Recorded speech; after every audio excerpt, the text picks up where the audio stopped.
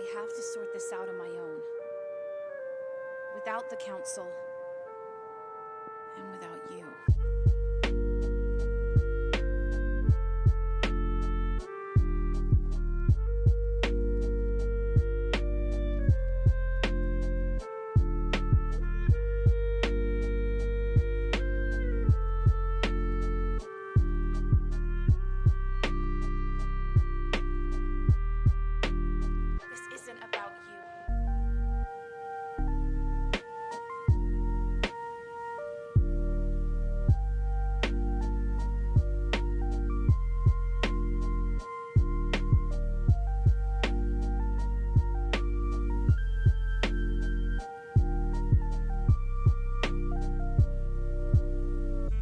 Stay here any longer. Not now.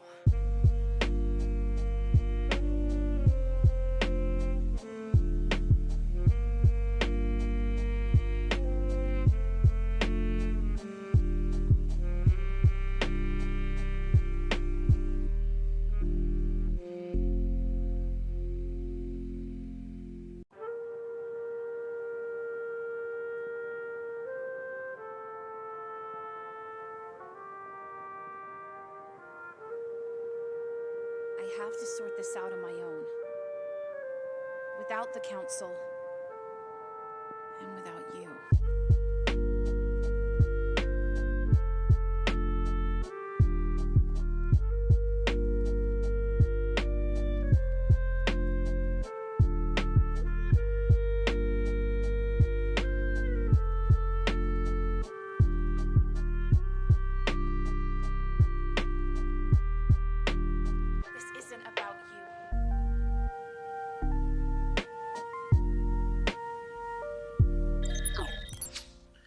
Hello and welcome to the latest episode of Dyad in the Force. We got some awesome news. Things have dropped this week. We have some speculative news, so we're going to talk a little Maul. We're going to talk a little Old Republic as well, but big things happen in the world of bounty hunting. Boba Fett trailer dropped, and we're going to talk about that quite a bit, as well as hang out with you guys. Lots of questions from you guys. We're gonna spend some time chatting with the chat. So can't wait to jump into it right here on Dyad in the Force. Unseen for generations, a Dyad in the Force.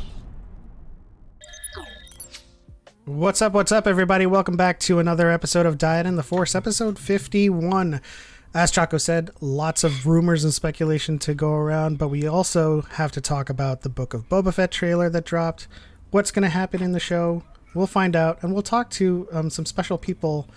Not particularly any special people. I'm just kidding. They're pretty big fans of Boba Fett. But first, before we get started, we do have to get some sponsor messages out of the way.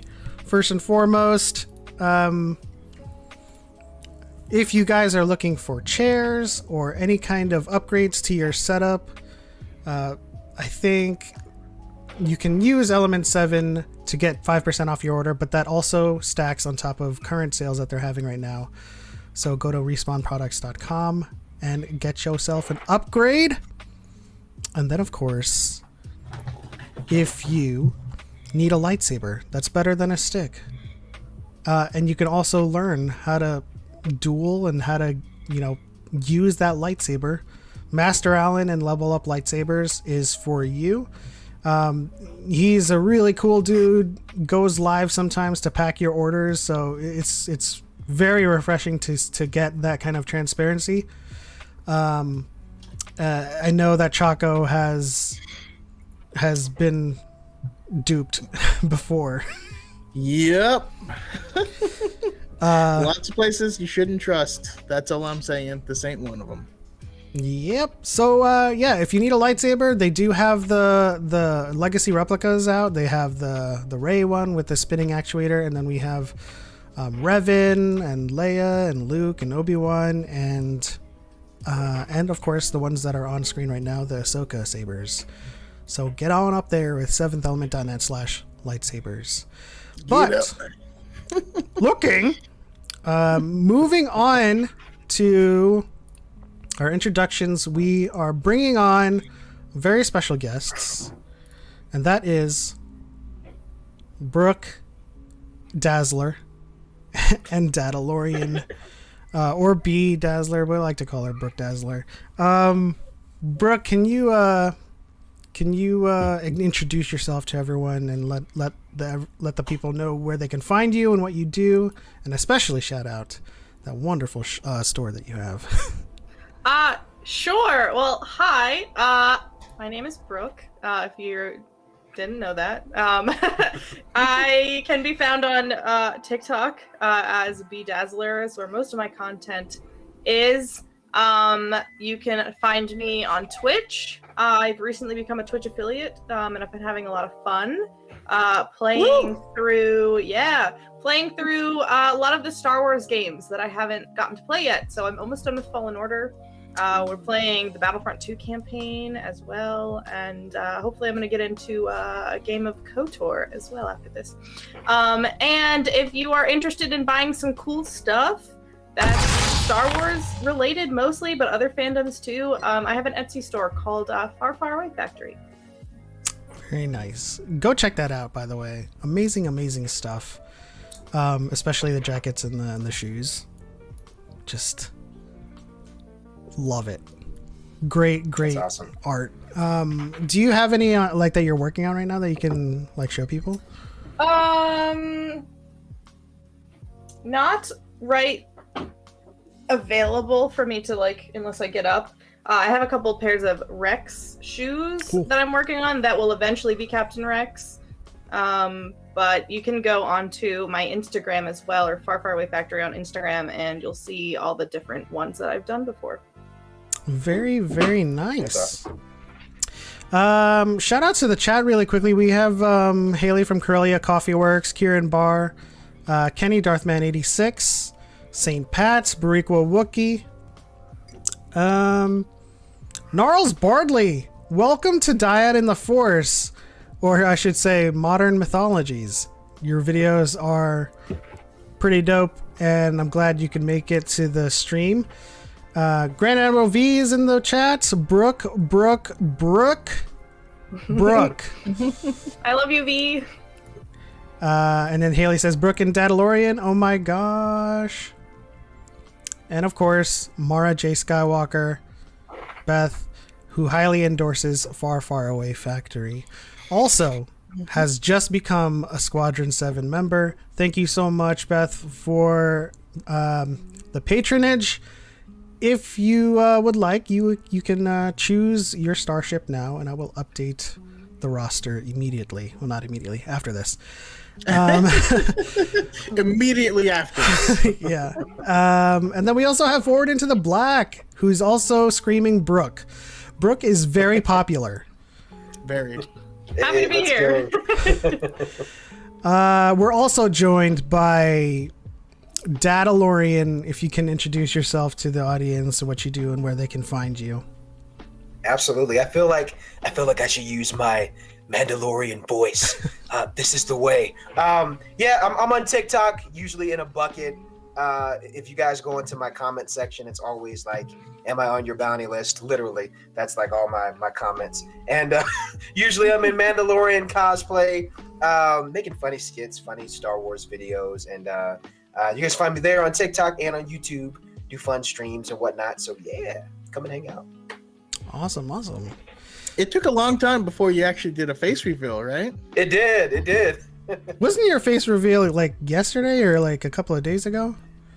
I was on a live of yours. I've done a couple of them. And it's because I know everyone's watching from so many different time zones. So I try to do a few, but yeah. And the reaction was pretty hilarious. Yeah. As I'm sure you can imagine.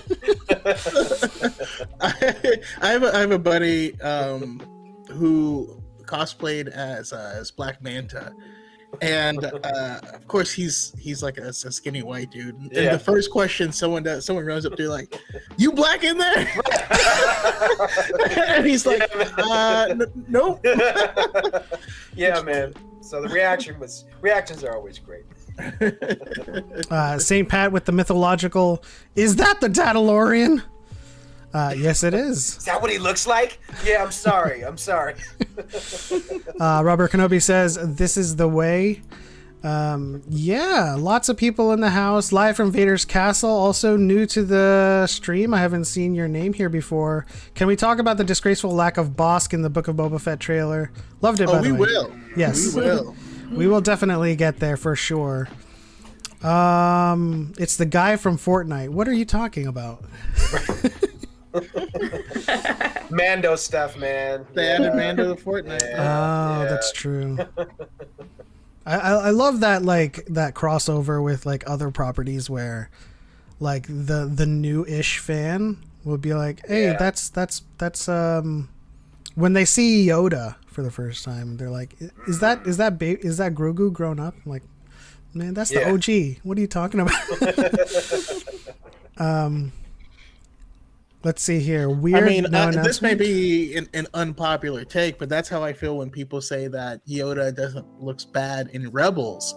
'Cause I'm like, he looks exactly like he does in the films in Rebels. He looks cool, but very stylized in the Clone Wars. So I don't know. Yeah. So just some general housekeeping, guys. This is a very free-form show, very conversational. We will, at some points, prompt someone specifically, but if you have things to say, chime in. I know that every time we say Boba Fett, Brooke's going to have something to say. Boba Who's Fett. that? Where?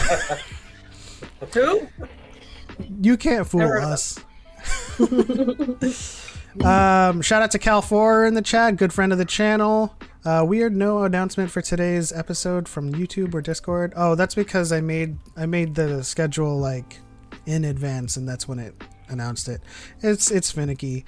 The best thing you can do is hit the bell notification. Also, I've noticed I have a hard time asking this on my own stuff, but if everyone here can give a like to the video, it always helps. Yes, we appreciate all y'all. If there's anything that will help get this show or any of these people's content to appear in more things, likes are the way to go. So go follow Brooke on her twitch.tv/B__Dazzler. Like the stream as well, and then when you're watching High Ground, like that as well. The more the likes, the more chances it'll appear on everyone's recommended list. As Cal says, deploy the likes. And Live from Vader's Castle says, my theory is the title Book of Boba Fett is just a ploy from Disney, and we're soon gonna find out it's actually the Book of Bosk. We'll get there. Forwarded to Black says, Daddalorian followed. Yes, spread the love. This community. I want to shout out Star Wars lawyer Chris for doing the series of videos he was doing in response to a video that was like, oh, the Star Wars TikTok is carried by like these saber spinners that are like millions of followers.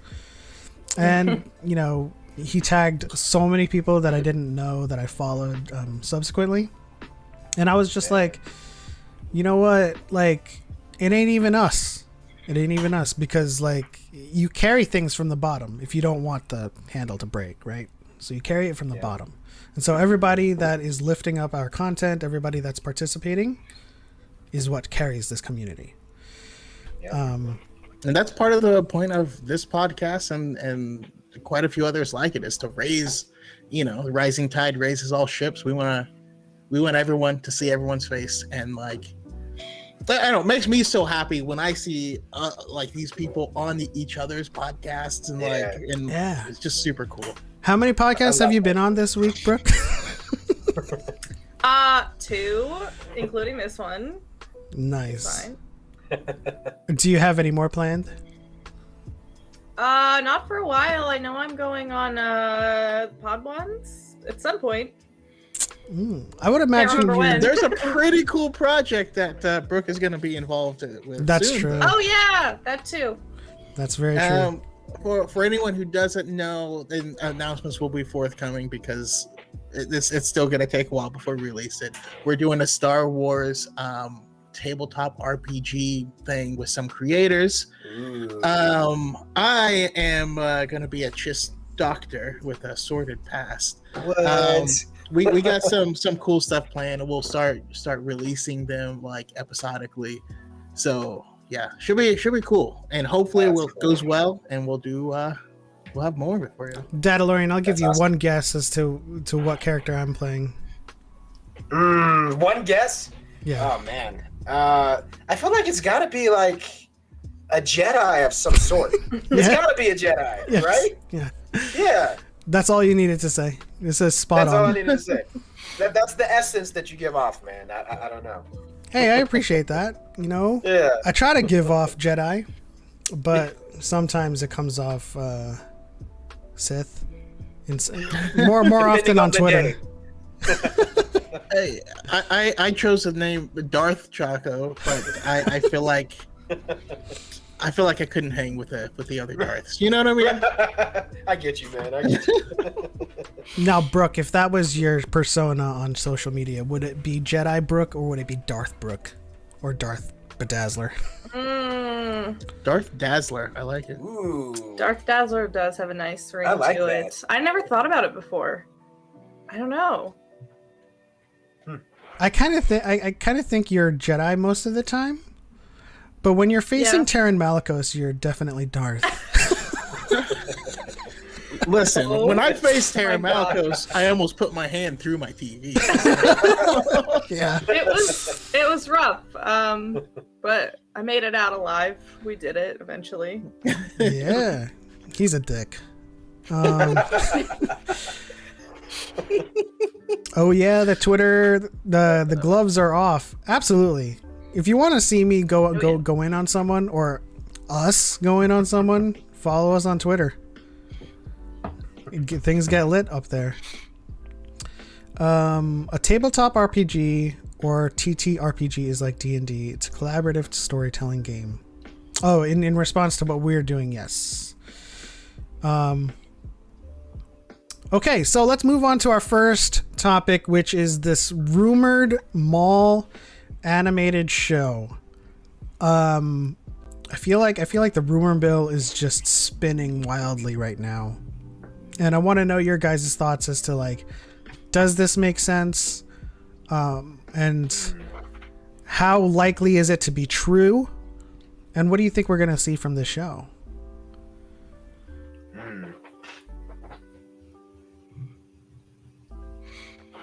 I mean, I'll at least jump out there first. As far as the validity,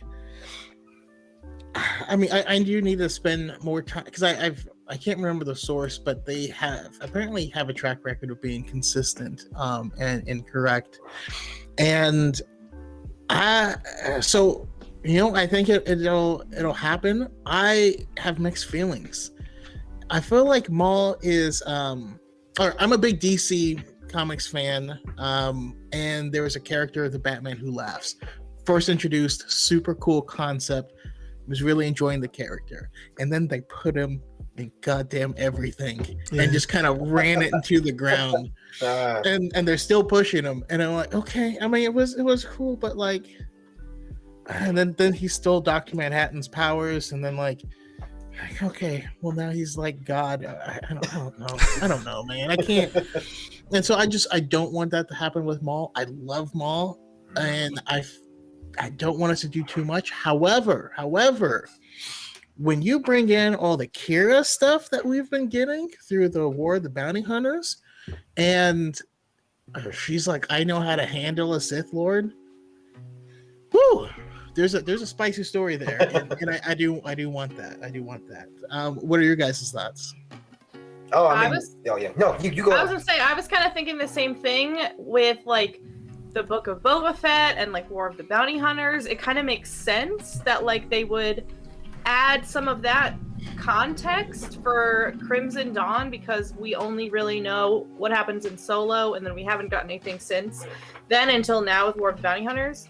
So it'd be kind of cool. And like the last time we saw Maul, he was on Malachor, just like this old man, just like there to die. So it'd be cool to kind of see how he got there. But I am also kind of someone who I've never been really a huge Maul fan. I thought he was super cool in the Phantom Menace, and I was like, oh, like sometimes I feel like villains are just cool because they're just like evil. And that's how I kind of felt about Darth Maul for a long time until I watched the animated shows, and then I was like, dang, this guy talks a lot. Like, he's kind of annoying.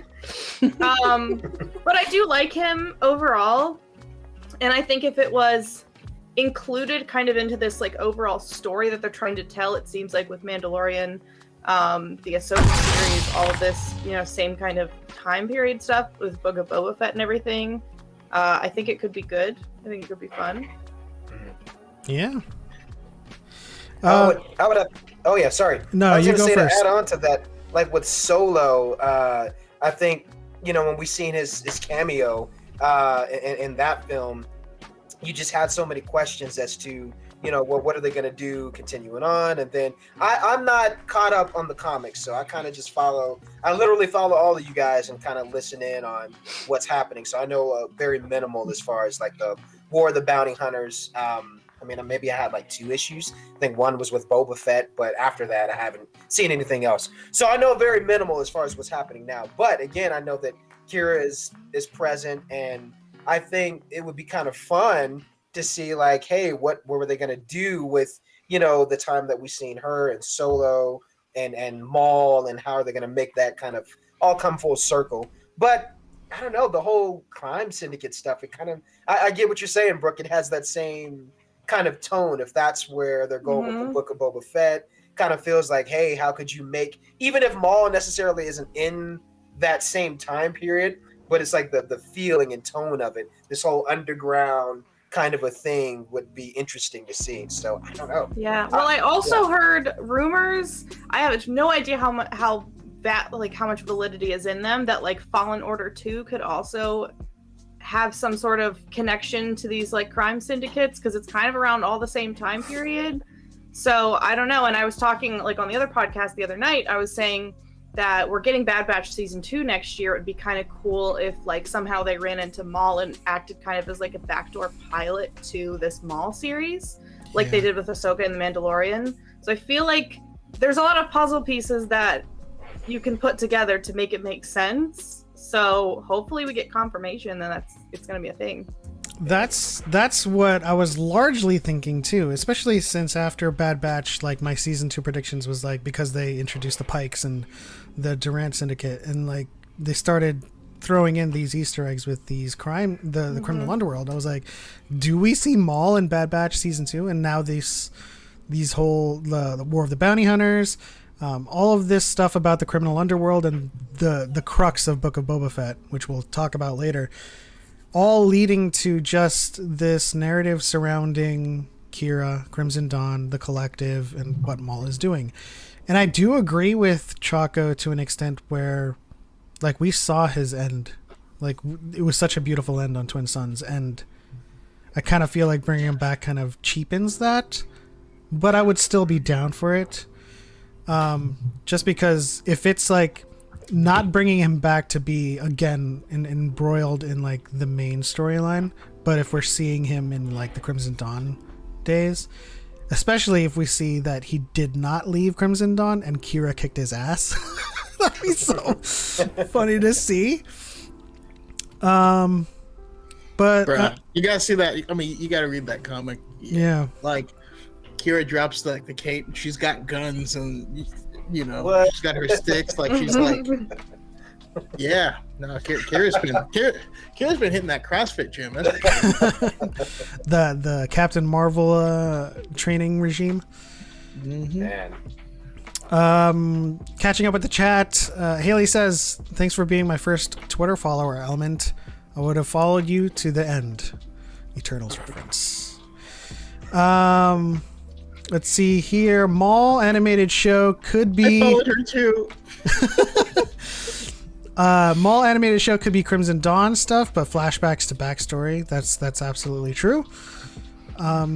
Live from Vader's Castle says Maul show sounds cool, but would like it to focus more on Crimson Dawn, using Maul sparingly but awesomely, if that makes sense. That makes absolute sense. I'd rather have something else to explore Crimson Dawn, and he showed up as a cameo. That is true. I mean, so I'll present this to the panel. Could this show actually be like a misdirect, and it is in fact a Crimson Dawn show around Kira after Solo, and we do see Maul like here or there? How would that show make you feel? Ooh. I mean, I feel like it would be, again, filling in the gaps of, certain things that we don't know. I don't know if that makes sense. It does. And to add to that same question is, if you guys have been following Ray Park, I mean, that guy's always posting something about, you see things behind the scenes of him getting in, Maul makeup, and he's like, meet me on Dathomir. I'm like, what is that about? Maybe that's another conversation. That could be going into Kenobi thoughts. Yeah. But I don't know, man. I think it would be kind of cool to see certain things of behind the scenes. Like, again, anything after Solo, because I want a Solo too. Passionate about that. I think it would be cool. I would be for it. Absolutely. But what if him getting kicked out of Crimson Dawn is episode 1? And we're going to follow his journey of what he does after that until we meet him as Call Me Old Master. But we get that in between. I just don't want too much stuff bottled up in this area. And I feel like we need to stretch out a little bit, Yeah. Kiosco Hitcho and Xanatos 1138 would love a Hondo series. We'd love that, wouldn't we? We would love to see that, wouldn't we, Jackie? I mean, I think anything could work in and around that narrative. I think Solo 2 is ripe for a story. The Crimson Dawn, Kira, Maul. I think a story, a show in general, just about that. Like it's just called The Collective or something. And it's just all about the criminal syndicates, and it has Maul, it has Kira, it has all these other characters, and it's just one of those like anthology shows that's not about a certain particular character, but it does have them all, and it kind of just contextualizes this period of time. And then we get to see Maul. Man, see, the thing about like not wanting him to come back after seeing his end on Twin Suns is that I don't want to see him like be more of like a senile Zabrak anymore. Black Squadron podcast, welcome to the stream. I think you are new to the stream as well. Thank you for subscribing. And Black Squadron says, would love a Poe Dameron series about the Black Squadron. I mean, any show about Poe Dameron, Finn, about the sequel characters would be absolutely welcome for just adding just a tad more context to the sequel trilogy. Yes. And I'm pretty sure Choco also would like a show that involves Tali Lintra, a little bit more expounded information on her. Big A-Wing fan. But you know what though? There's also I feel like we need some more. I mean, just aliens and also some droid-led shows. I want some droid stuff too. Could we see? Okay, because like I know Brooke made a video about this. Could we see a show about Doc Ondar? Ondar. That would be really cool. Is that Ithorian? No, Choco is like no. That's okay.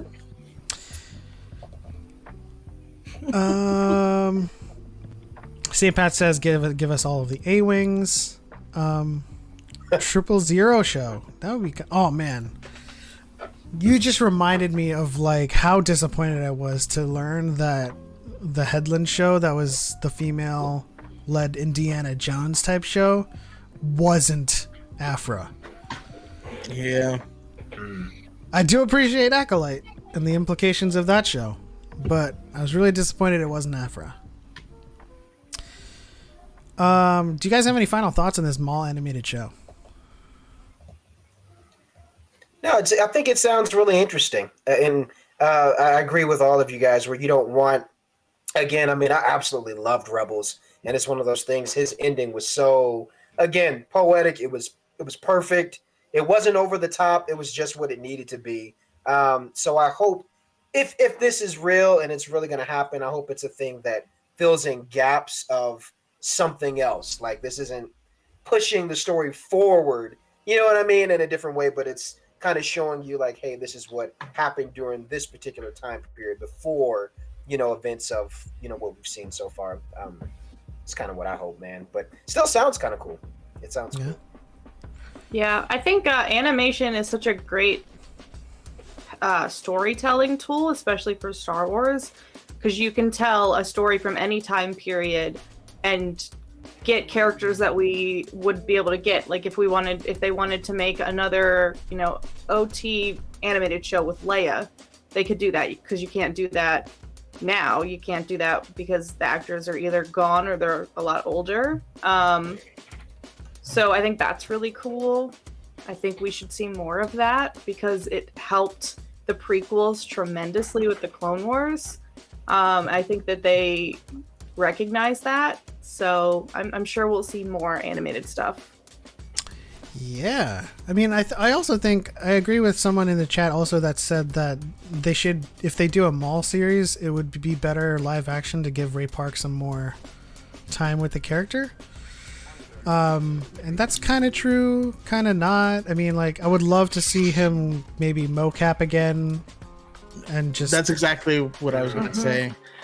I feel like at this point in time, Sam Witwer is Maul. Ray Park did a great job, but like that wasn't even Ray Park's voice in the Phantom Menace, and it was only one line. And so, I mean, together, I think they'd do an amazing job. And considering how amazing the action was in season 7 of the Clone Wars, that if we can get more action sequences like that, damn, that'd be badass. Yeah. Welcome to the stream, Danny Caraher. If I'm saying that incorrectly, I apologize. I unironically want a grizzled, hardened, old man Logan type of story about Hondo Onaka's last days. Hondo's last stand. and he's spending it with Tamiri Blag, and Darth Talon is the one the Sith Lord Tamiri Blag. Oh dear. Just go to Disneyland, man. You can see what's happening with Hondo there. Cal 4 is envious of Dadalorian's Mythosaur hat. Yeah. Hey, was swag, that man? Was that the Cretaceous period or the clitoris? Hey,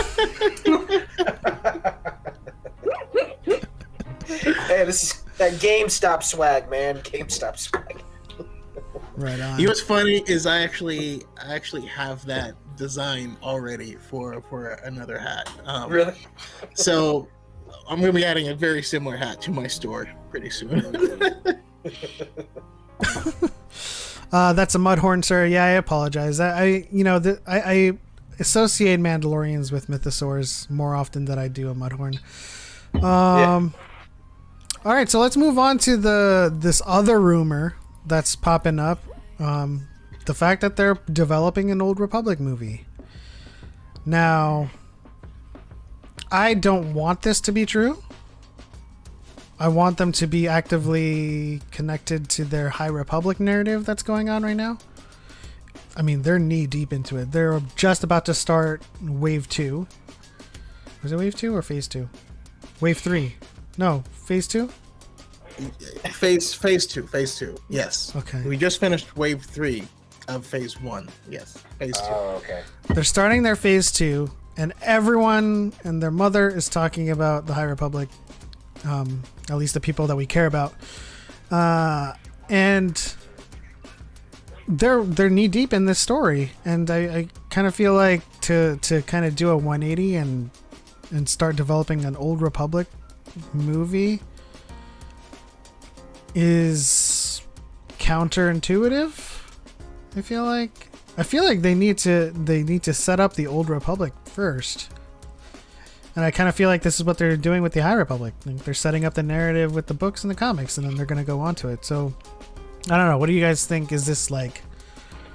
Do you think this is true? Is just one of those like fan things that are like, oh man, let's make up a rumor? Yeah. Honestly, it's what it sounds like to me. Yeah. Yeah.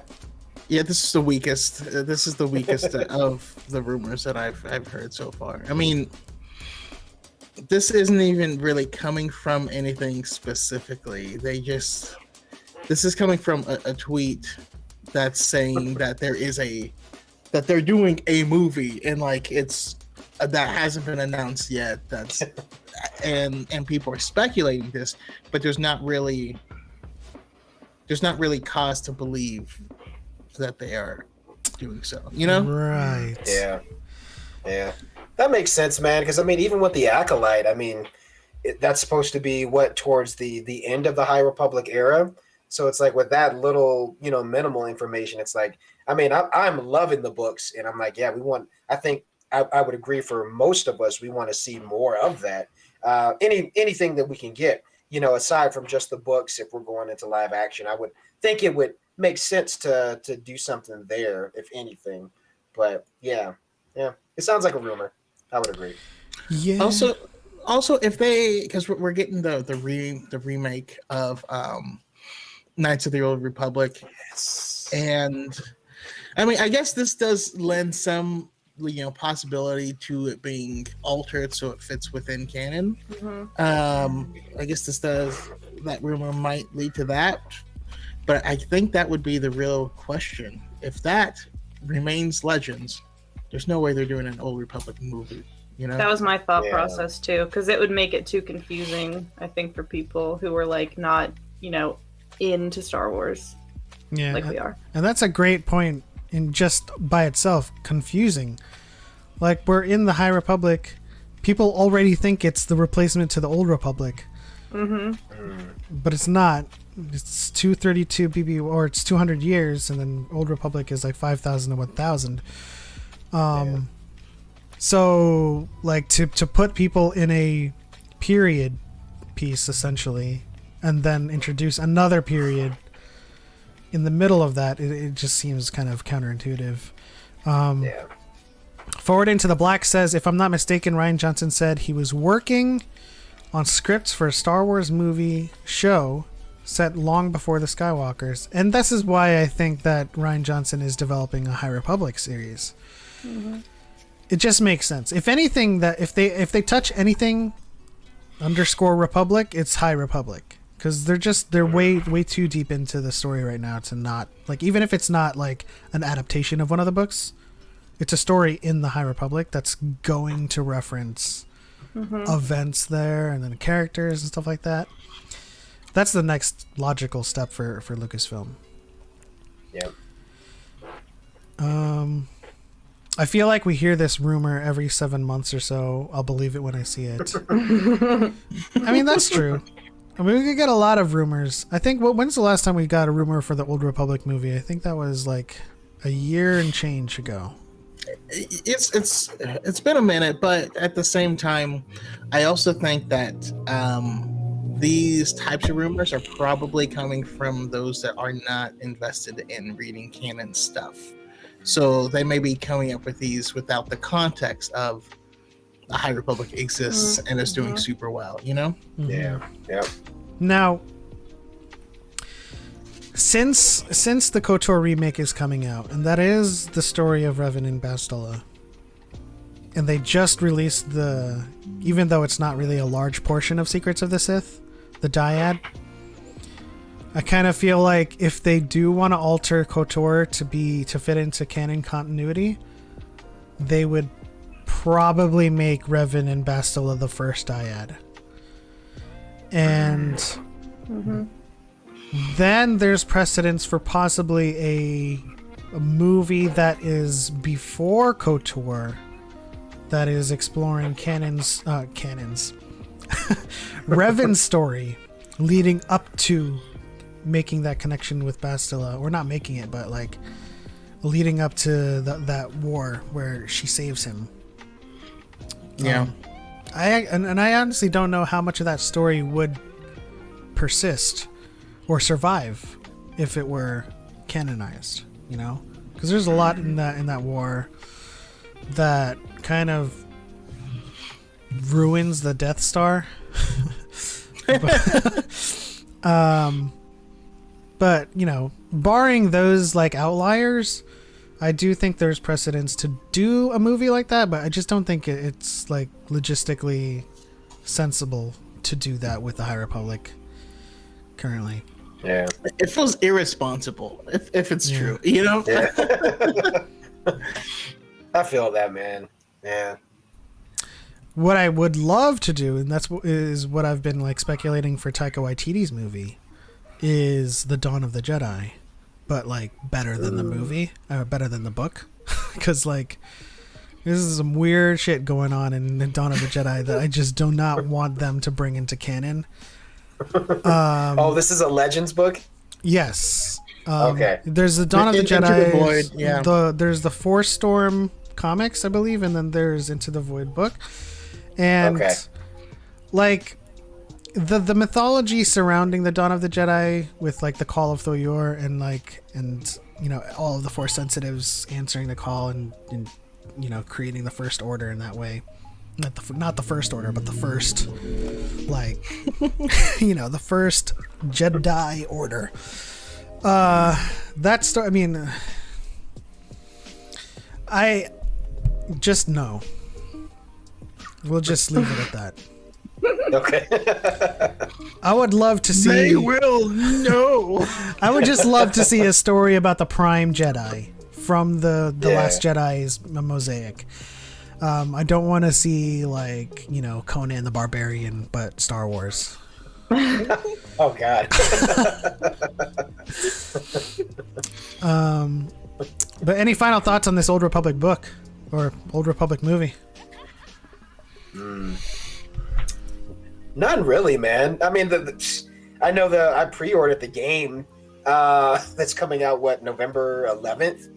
You know, and I think that's special for people like me, because like my wife, she played KOTOR, you know, when she was a kid, and I missed out on it. I think, you know, I just didn't have the system, so I never played it. But I knew friends that were talking about it and playing it, and I never got into it. So this is going to be exciting on the game side of things. Like, I'm excited to experience that, because I know, like, listening to both of you guys, I'm like, okay, I know certain characters' names. They're very familiar, but it's going to be fun to be like, okay, let's play this. Let's see what the story is about. And it's kind of fun to, again, I don't know which one of you. It's probably both of you guys. Man, you guys always say some good, deep stuff that just challenges us as thinkers and us as fans. But it was something like one of the videos you guys did was like saying the thing with like Legends and canon, you know, you can enjoy them both where they're at. You know what I mean? Without having to force, you know, this side to be on this side. You know, it's Legends is Legends, and it's great to enjoy it for what it is. And there's not this, you know, alienated way of, it's not hard for us to distinguish the two because we can enjoy them both. You know what I mean? So with that, it's like I'm fine, me personally, enjoying the game and experiencing that. And I agree with both of you guys as far as High Republic. I'm like, yeah, since this is current, this is so fresh. Yeah, like what Choco said, it would feel weird or irresponsible to not play on, you know, hey, you have this going on right now.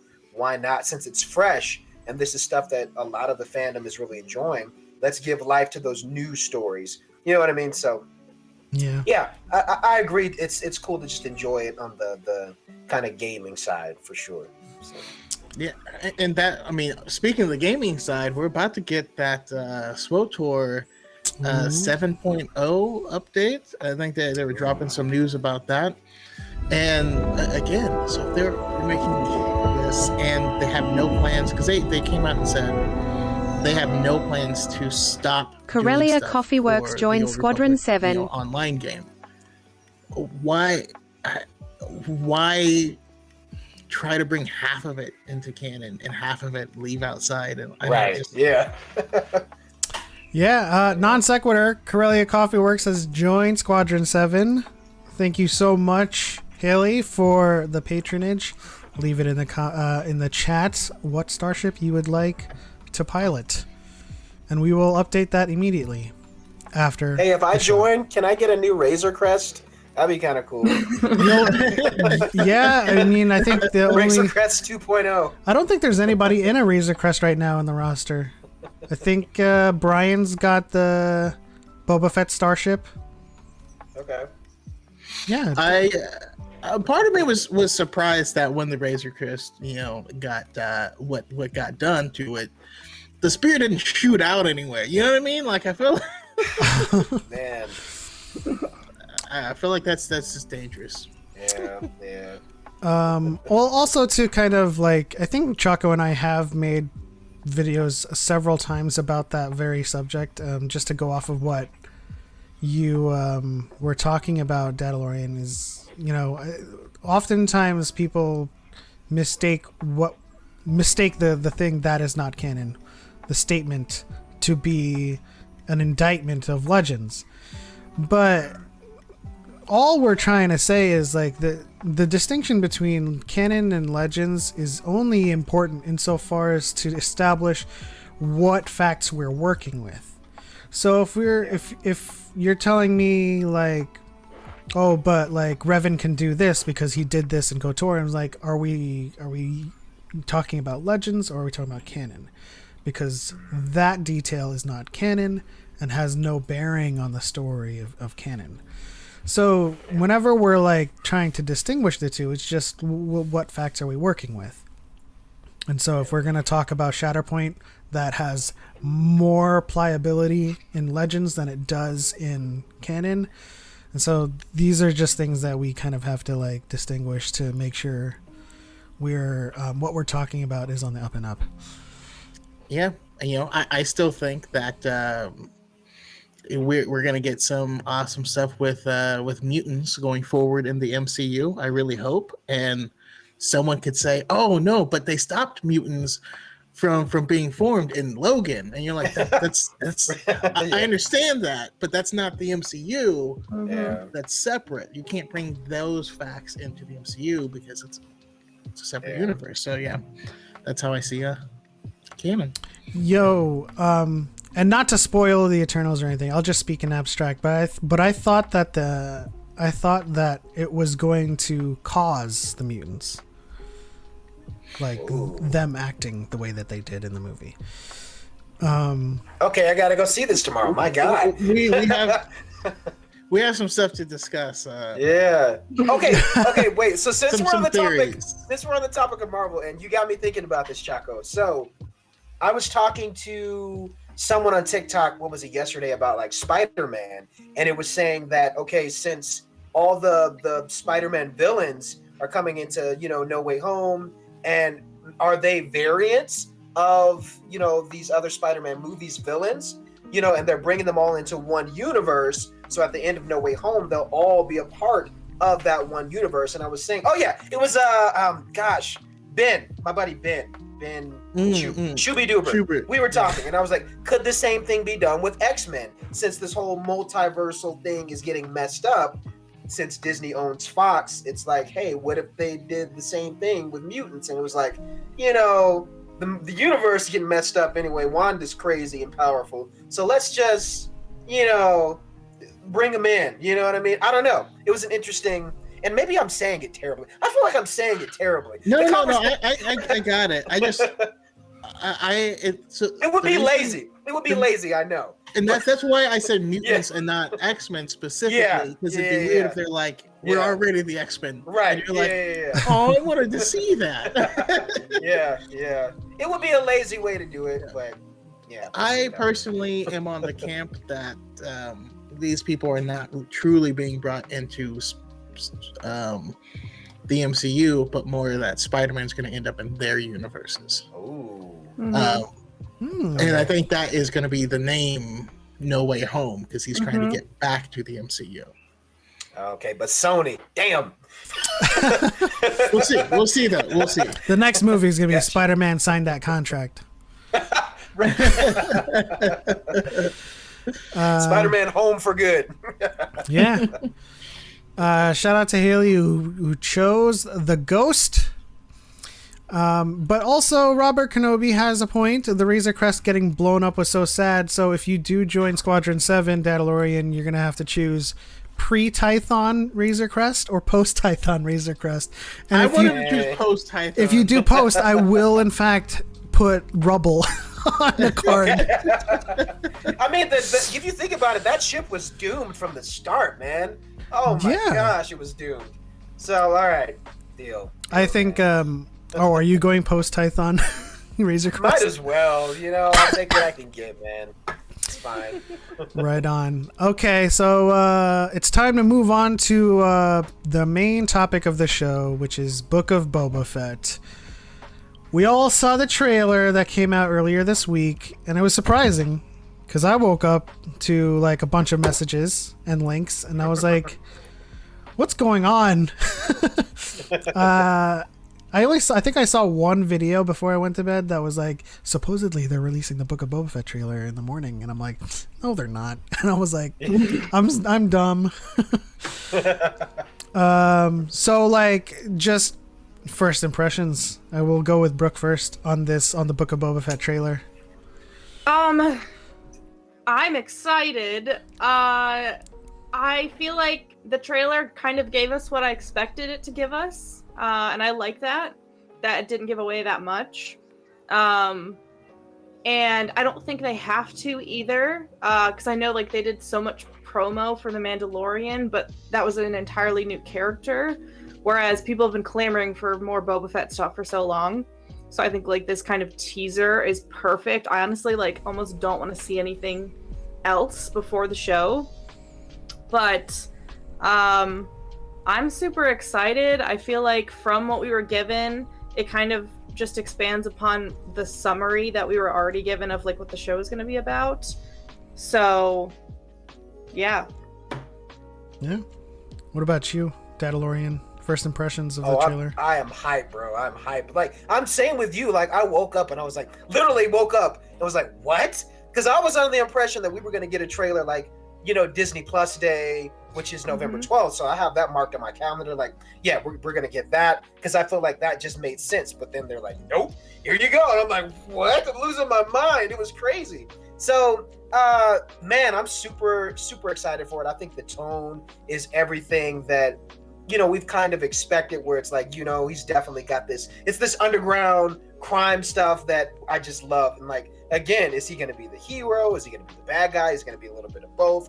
We don't know, but it looks amazing. And then, damn it, I'm stealing something from Choco. I seen a video you did on TikTok where you were like, literally, here's the thing that's so unique about Boba Fett is like, for Star Wars fans, we've probably been waiting many years for this, and like the coolest thing that came out of the holiday special years ago was Boba Fett. You know what I mean? So it's like, it's really special if you think about it, because you're talking about a character who didn't do really anything in the original trilogy, and as a kid, I can look back and was like, oh, the Jedi were way cooler. Cause Boba Fett looked cool, but him and his dad, they died silly, so, but this is like, now he doesn't just look badass. Now we get to see like, aside from other narratives, like if you've read books and comics, now we get to see like, this is why he's that dude. You know what I mean? And I mean, how long have like fans been waiting for something like this for this guy? He actually gets speaking lines aside from Clone Wars and him being a kid, but you guys know what I mean. I'm pumped. So, and man, dude, I think I heard Mando's voice. In the trailer. Maybe not, Maybe I'm tripping. Maybe I'm going crazy. It was labeled as Alien 1 in front of the Ithorian, and but it did sound like Pedro Pascal. I don't know if he's doing double time on his work. Because of the pandemic. Maybe he was just stopping to get gas. He could just be stopping to get gas for his new ship. And then he's out. Quick little, hi guys, I'll see you later this year kind of thing. I don't know. What if one of his contracts that he was out on was a voice acting a contract for the speakers attached to the Ithorian? Well, I know I saw a video from Brooke and from others on TikTok, kind of like speculating if Din was acting as an interpreter for Boba Fett. Oh, gotcha. But then that doesn't explain like the caption saying Alien 1. I thought it said I think it said translator if you put the captions on. Or it said translated. Really? I'd have to watch it again. Well, I watched it on YouTube. I watched it on YouTube, and the CC said Alien 1 when they said that. But Interesting. if they updated that, they were like, "Oh, this is wrong. We should put translator." Yeah, I mean, it kind of makes sense. Like, Mando I feel like Mando would think that he owes Boba for helping him with Grogu. And Boba's been out of the game for long enough that he might need Mando for his connections to, like, the guild or whatever that he's still kind of connected to. So I could see him making a cameo, at least in, like, a 10-minute cameo in the episode. Yeah. I agree. Like, I would want it, like, it's weird because you guys know I'm a huge Mando fan, but I would want it to be very, very minimal because, like, I want this just to be. I just want Boba. I want time with the Boba, man. So, but agreed. If it is a cameo, I think it should be very short. I would agree with that. Yeah. I don't want to feel like I did season 2 of The Mandalorian, which was great, by the way. But I did feel like Jeff Goldblum in Jurassic Park. Like, you have any Mandalorian stories in the Mandalorian show? I feel what you're saying. I agree. I think in the Book of Boba Fett, it should be Boba Fett. And if we see Din Djarin in any way, it's because they cross paths, and that's it. I think Din needs to be doing his own thing with the Darksaber and Bo-Katan. Now, there is something that I will not forgive them if they do. In Legends, after Boba Fett gets out of the Sarlacc, he falls back into the Sarlacc. What? What? Are you serious? Oh yeah, that's serious. He makes it out of the Sarlacc. He lost his memory.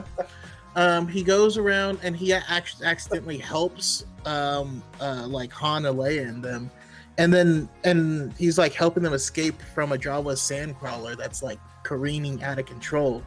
Finally remembers who he is, and he's like, I'm helping these people. And then the sandcrawler crashes and he falls into the Sarlacc again. Wow.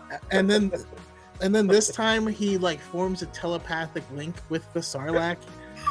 What? And you're unseen. This feels like the curse of Michael Myers. So like, don't do that, okay? Yeah. I love that you're bringing Legends into canon. I appreciate it. Not all of it.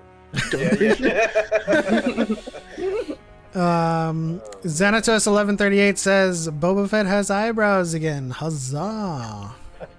Now, is there a story decision, or is there a story and universe explanation for that?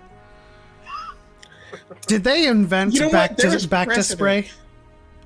There is some precedent to Darth Vader taking off the helmet and not having eyebrows, and then later they came. I think they're anti no eyebrows.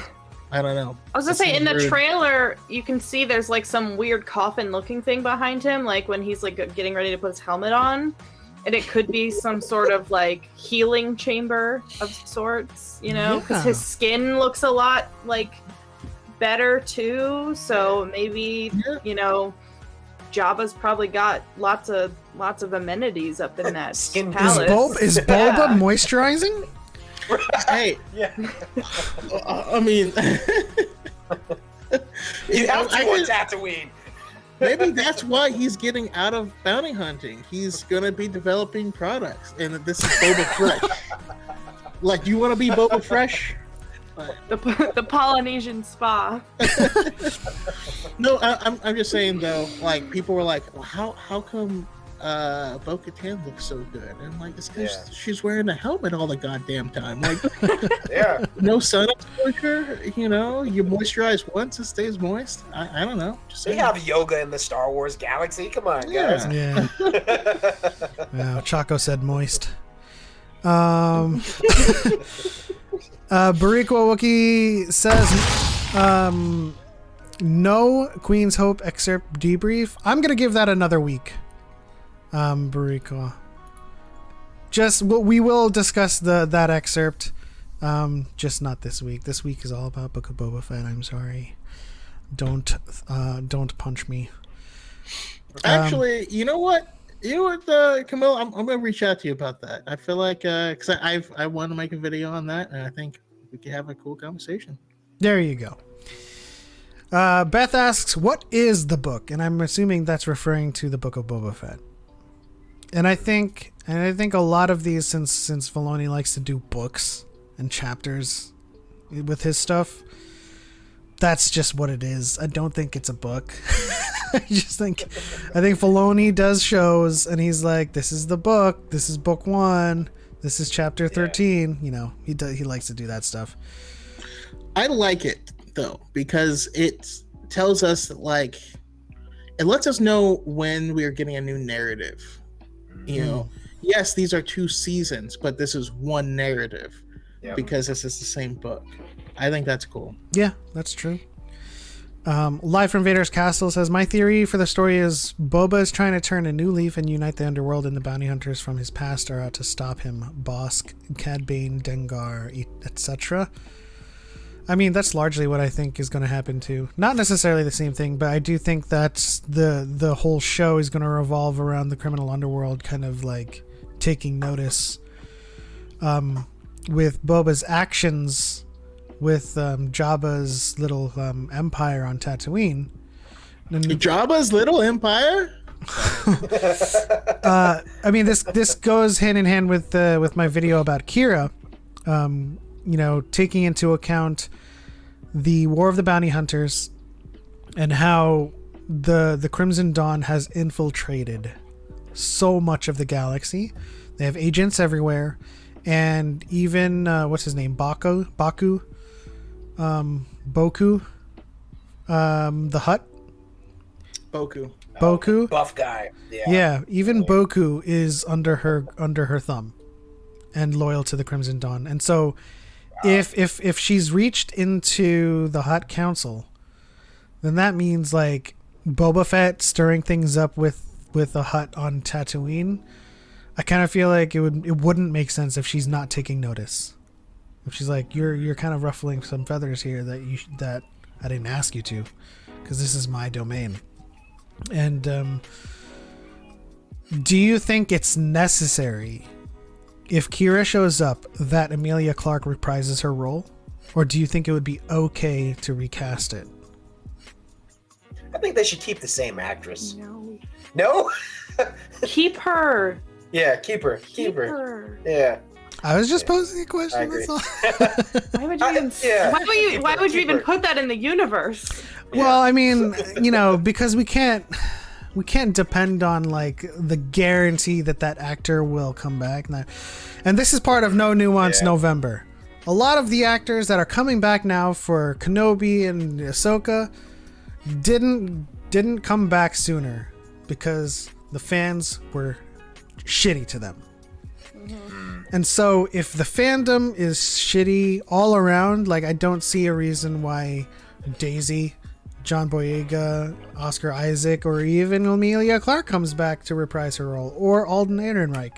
I think we as a community, the TikTok community, need to change the conversation around Star Wars so that these actors feel loved and feel like, hey, I can come back as Kira and everyone's going to love it. And so, I mean, I think ideally I would love her to reprise her role. I'm just kind of preparing people for maybe she doesn't. Yeah, I will say compared to the other actors who weren't really on the scene until Star Wars, Emilia Clarke had Game of Thrones under her belt and a huge following from that. And at least from what I saw, the conversation surrounding Solo, there wasn't anything like completely directed towards Kira's character, which is surprising because she's a woman. But maybe that would make her a little more open-minded about coming back.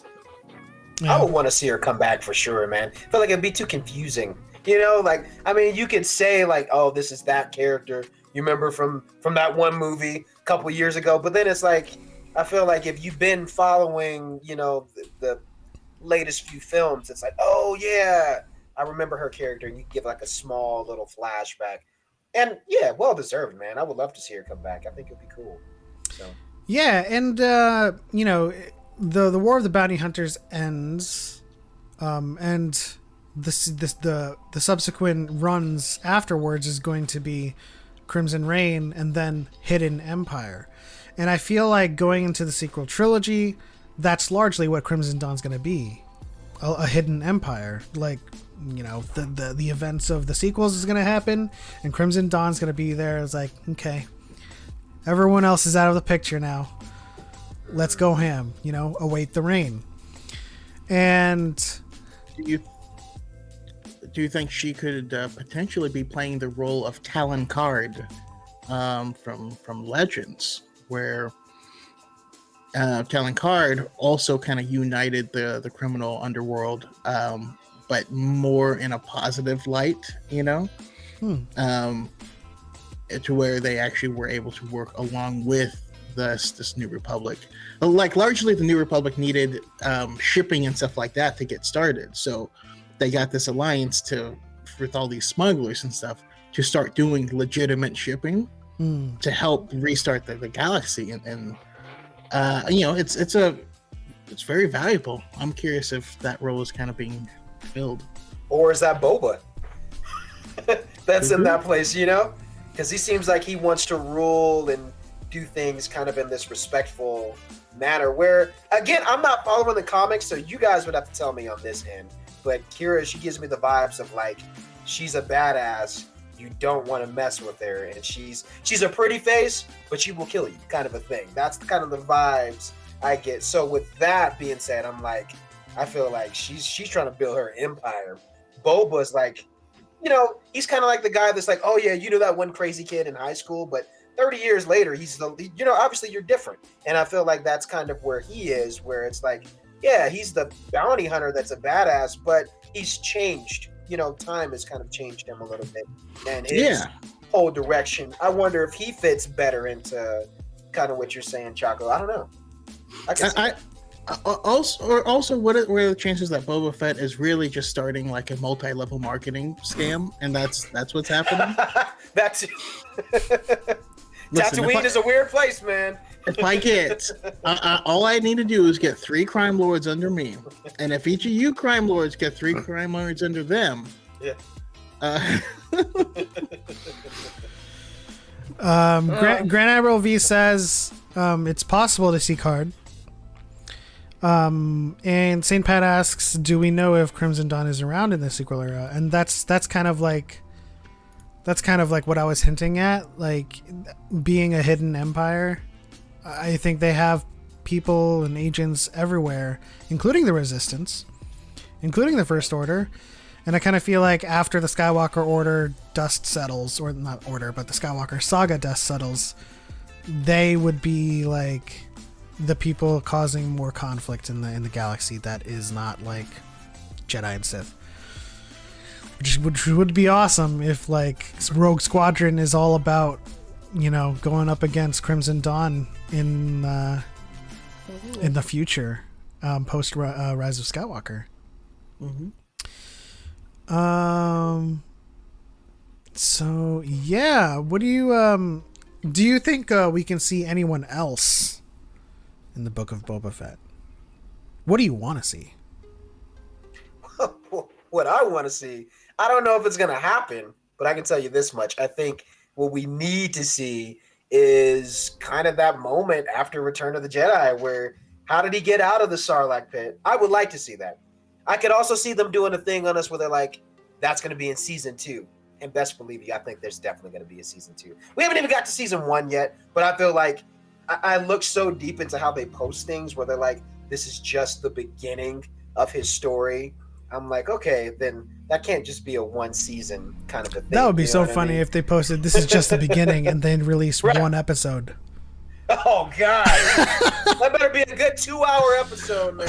And they're like, we told you, it's just the beginning. It's the beginning. We told you.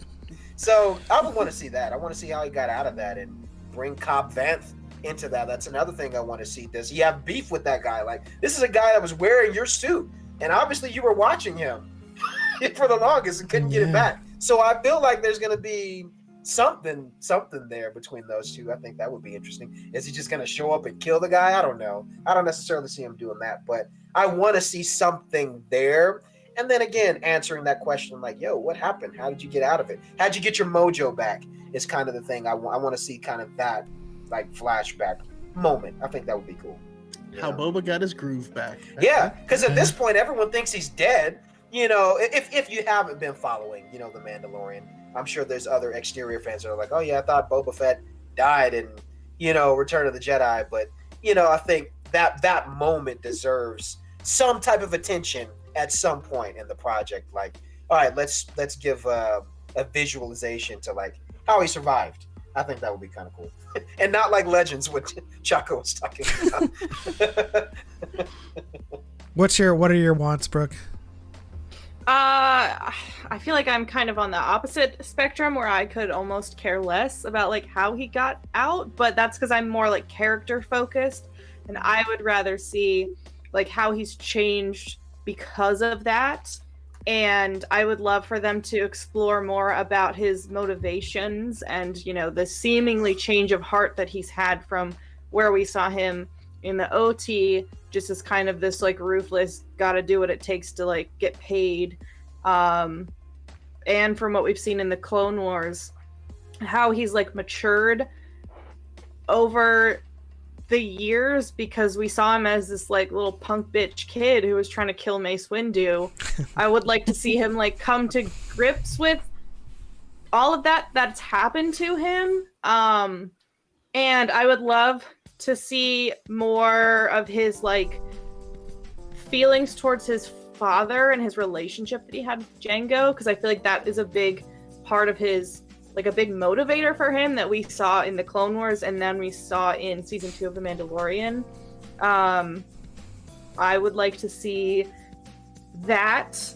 I would love to see, I had this like vision, not this vision, but I vision that like a bunch of Jango's stuff is like still in the ship, and Boba likes to look at it or like go through it. Like there's a box of his like clothing and stuff, like the blue tunic that he wore in Attack of the Clones. I think that would be kind of like a cool sentiment and a little callback to the prequels as well. What else do I want to see? Other than Kira, because I really want to see that kind of storyline play out. I made a video about this, but I also joked that I would like to see that it would be funny if it turns out that Salacious V. Crumb survived, because he's so funny. And like, if Boba can survive, maybe he just like pops out of the sand somewhere like far off because he's so small that he just like flew away from the explosion or something. But that is just like a little like Easter egg that I think would be really funny. Spoiler alert. No one has ever died from the Sarlacc. Everyone who's ever commented just gets relocated. Yeah, but yeah, and like other cool stuff from Tatooine would be kind of cool. Do we know what happened to Watto? No. In canon? That would be kind of cool if we saw some reference to him or see him kind of still hanging out on Tatooine. Oh, that was the other thing. I would love for them to address the slavery situation on Tatooine, because other than the Phantom Menace, the only thing we've really gotten about it is in the Padme books, where Padme sent Sabe to try and release as many as she can and hopefully find Shmi.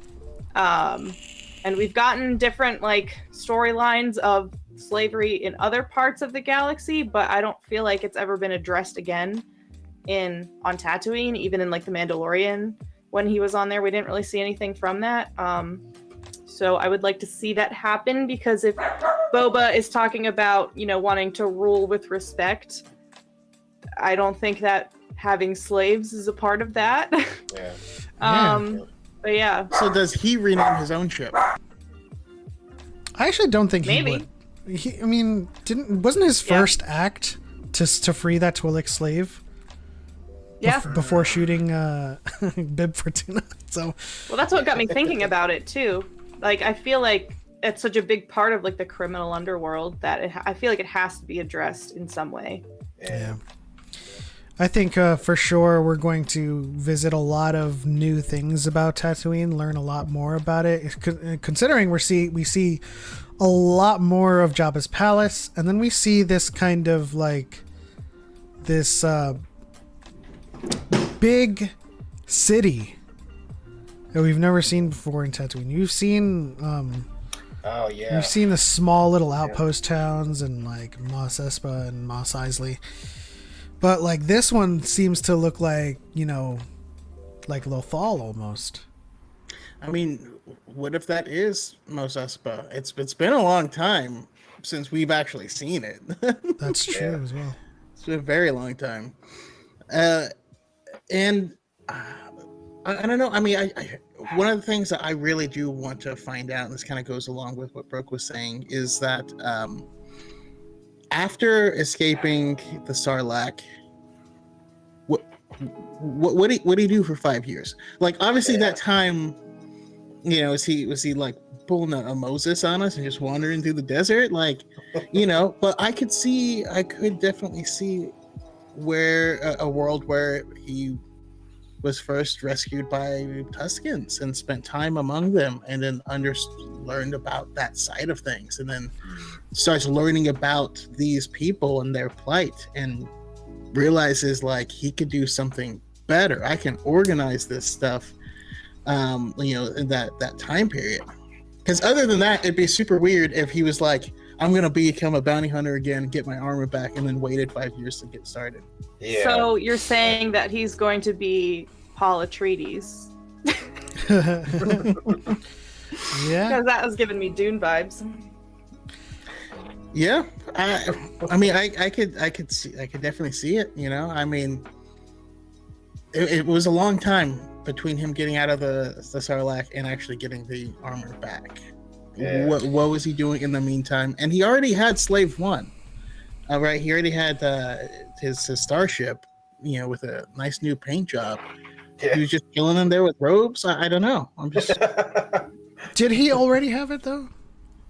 In the time from the Sarlacc pit to Mandalorian, or did he finally remember? I guess technically we don't know. Because we don't know. I kind of feel like that narrative would make sense if he, like you said, got rescued by the Tuskens and he had amnesia, and he was learning, their culture and just being with them and kind of coexisting with them, and then Din speeds by with his armor on the back of his speeder, and he's like, holy shit, that guy looks I'm like Boba Fett. That's where I put my ship.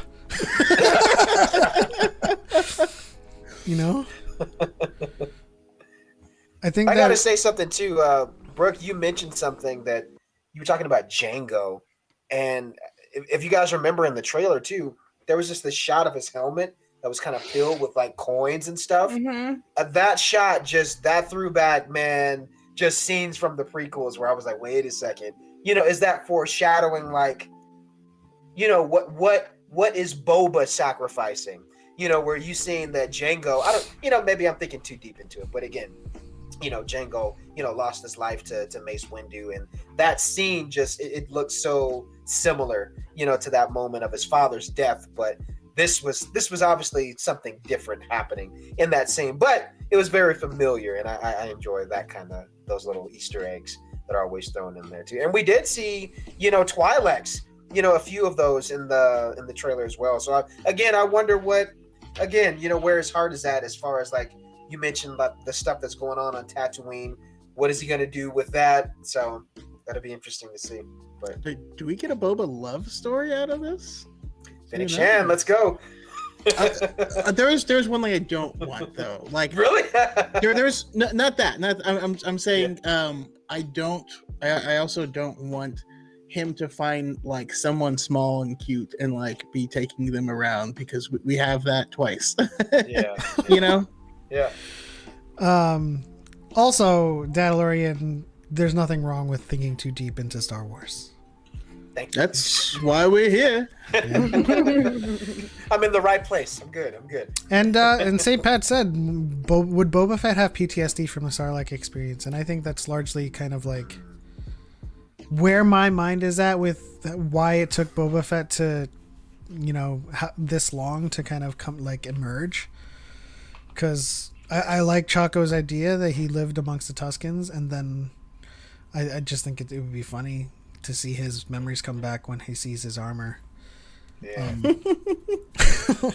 But then you got to add in Cobb Vanth, man. I'm telling you, because that's what I'm confused by, because if he's been, on Tatooine for a couple years, but Cobb Vanth has been out there, why has he not gone for his armor sooner?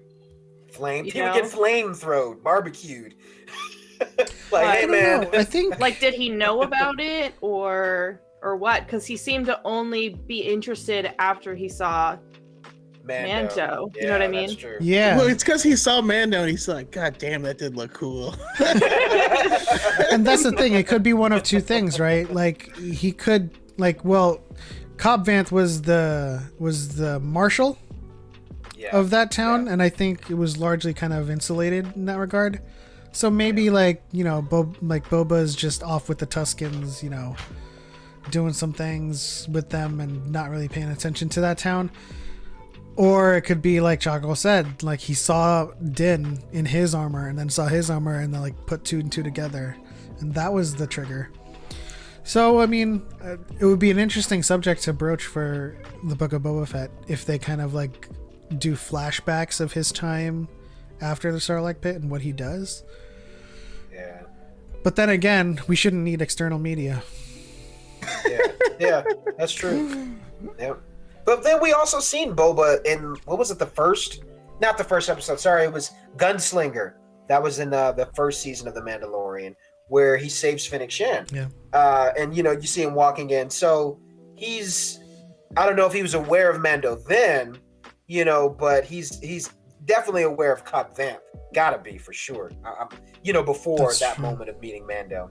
So, I don't know, man. Well, maybe seeing Fennec was the first part of him getting his kind of memory back, because I would like to see or learn about Boba and Fennec's past, if they knew each other, because they were both bounty hunters. Yeah. So there has to be a reason why he would save her. Yeah. Maybe they met in the Bad Batch season 2. Maybe. We'll see. Yeah. Maybe. You saved my sister. Yeah. Ooh. Damn, I want to see that now. Yeah, man. Live from Vader's Castle says, would be cool to see the final confrontation between Boba and Cad Bane in this show. I mean, I think it's only inevitable. We didn't get it in the Bad Batch, so we are going to get their confrontation in the Book of Boba Fett. I think one of the episodes that leaked was called The Showdown. So we'll see. What? I'm gonna need Embo to show up. I love Embo. Is he going to show up, or are we going to visit? Because quite honestly, he's just farming. I don't know if he's going to show up. He is. I can see him. I mean, I would love if while he's farming, he gets approached we got one last job to do. We're getting hounds. We're getting hounds. Crate's Claw back together on the hound's tooth and do their thing. And then Embo's like, I have a family now. I don't know. I'm just picturing like, I don't got friends. I got family. And then they're like, last ride. And then at the end, they're next to each other in starships, and like, Embo goes off. And I'll see you again. Oh man. Oh man, I'll be for it. Why not, man? Why not? Anything goes, really. This is like uncharted territory again. But do we have they any? approach Dengar, and Dengar's like, "We hungry." Do we have any final thoughts on the Book of Boba Fett trailer and the show before we start to wrap things up with our Q&A? Anything missed? I'm sorry in advance for anyone that follows me. You don't have to apologize. I'm not sorry. I'm just warning people. You don't need to warn people either. I think people are well aware of what's going to happen. Fair enough. Fair enough. I mean, the same as Choco. When it dropped, I was like, I wonder how Brooke is feeling right now. When the poster dropped, I got like 3 ats on Twitter. Like, is Brooke okay? She all right? When I saw the Yo Jim Boba Fett hoodie, I was like, did Brooke see this? I did get a long sleeve from Heroes and Villains, not sponsored, but they are a really cool site for really cool Star Wars merch, and it's like a long sleeve with like the mythosaur on the front and then him and Fennec on the back on the throne. That's badass. Wow. It's pretty cool. Brooke, is your love for Boba like equivalent to Juliana Christine and Obi-Wan and everything and her obsession with Corky? Yeah. I don't know if I can reach that level. Okay. But you never know, because I never expected to care about Boba Fett until The Mandalorian season 2, and then, here we are. Yeah. Organic. So it's just gonna grow from here, Gotcha. I'm aware. That's gonna be my response from now on when people say you shouldn't need external media to understand the story, and I'm just gonna be like, how exactly did you become a fan of Boba Fett? Right, for real. or more apt, how exactly did you become a fan of Darth Maul? Yeah. So I'm pretty sure, outside of the external media, he had one line and got cut in half. Yeah, that was it. That guy's so cool. Oh man. So we are running out of time for this episode, so it's time to go into our weekly Q&A, where we answer our questions collected from social media. These came mostly from Dadalorian's lives. Let's see here. The first question being, of course, from Jeffrey P72, and this one, I don't know why it's not showing Dadalorians, but let's see. That's okay. I'm here. I can hear you guys. It should be showing you. What's going on? Copy.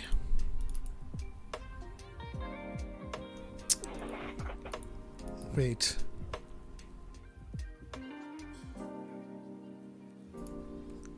That's what I want to copy.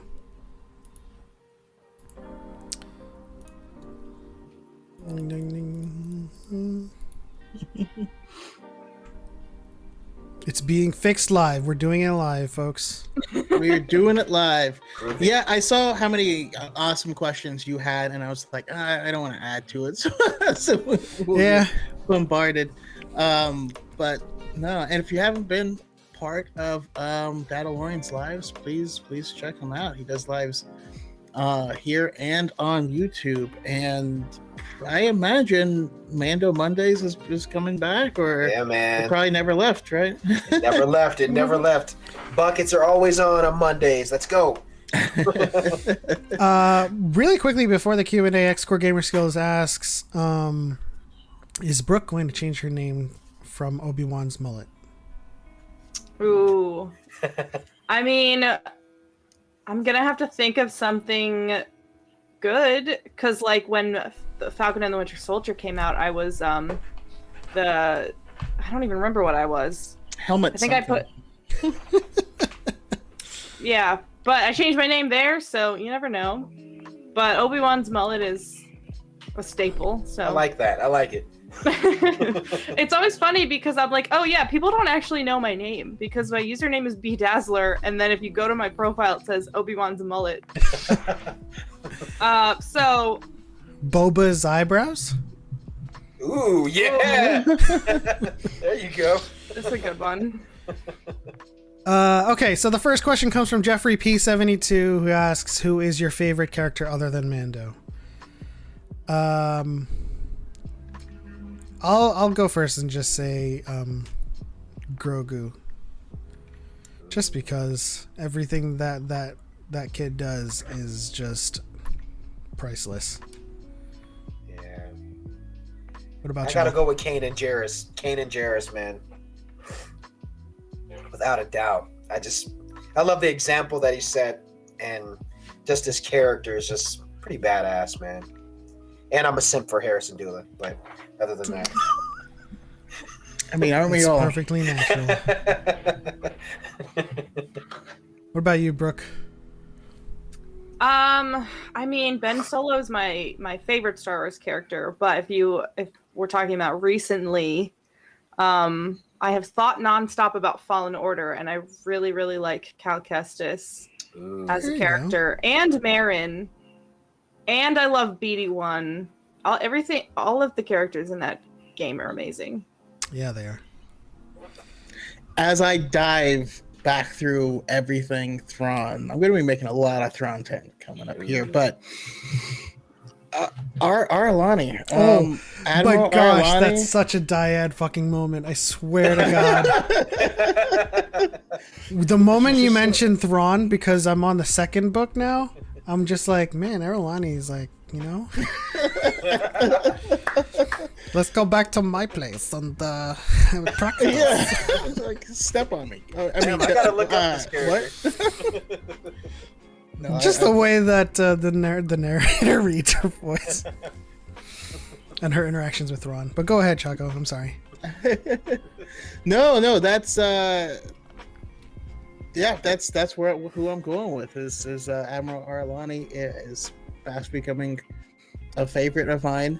I mean, I still hold, Obi-Wan and Luke and stuff like to this and Plo Koon very, very highly, but yeah, she's a thing, She's definitely a thing. Next question comes from Forgotten Mando 666. Do you think they will go into the origins of the Darksaber in season 3 of The Mandalorian? Yes. I feel like they'd have to. There's no way they're not. Yeah. Like season 3 begins, and then Din's like, "We'll deal with this later." Just throws it away. And Bo-Katan's like, "What are you doing?" They just do that Iron Man scene of like, next time, baby.